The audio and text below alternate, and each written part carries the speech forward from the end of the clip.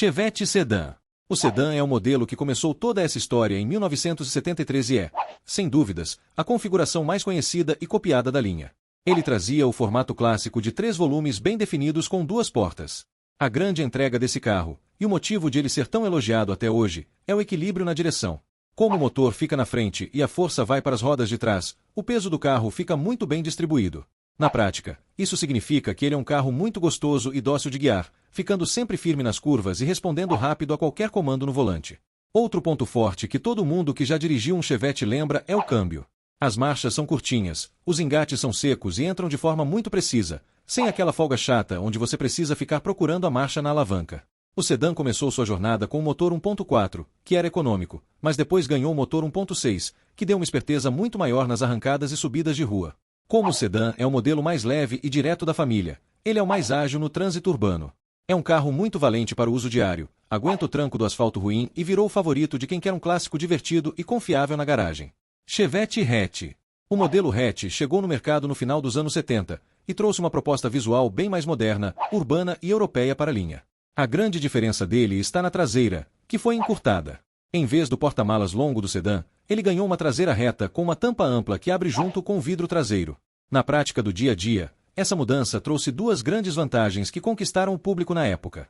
A primeira é o tamanho. O carro ficou mais curto, o que facilita demais a vida do motorista na hora de achar uma vaga apertada e estacionar nos grandes centros urbanos. A segunda é a praticidade. Com a tampa traseira abrindo por inteiro, o acesso ao porta-malas ficou muito mais fácil para colocar objetos grandes e volumosos que não caberiam na boca estreita do porta-malas do sedã. Na estrada, o formato do hatch se comporta muito bem, cortando o vento com facilidade e passando bastante segurança em velocidades maiores. Esse modelo ganhou ainda mais força quando passou a vir equipado com o câmbio de 5 marchas. Essa 5ª marcha funcionava como um alívio para o motor em viagens, permitindo rodar em velocidades de estrada com o motor trabalhando mais manso, silencioso e, claro, economizando bastante combustível. Era o modelo perfeito para o público jovem que buscava a valentia do Chevette em uma embalagem bem mais prática para a rotina da cidade. Chevrolet Marajó. A Marajó chegou logo no início dos anos 80 como a versão perua da família e foi pensada exclusivamente para quem precisava de espaço de verdade, fosse para viajar com a família inteira no final de semana ou para o trabalho no comércio. Mantendo a mesma base mecânica do carro, a engenharia da Chevrolet esticou a linha do teto até o final do carro e colocou grandes janelas laterais. O resultado disso foi um porta-malas gigante e plano, que ficava ainda maior se você rebatesse o banco traseiro para carregar objetos longos, como escadas, caixas e ferramentas.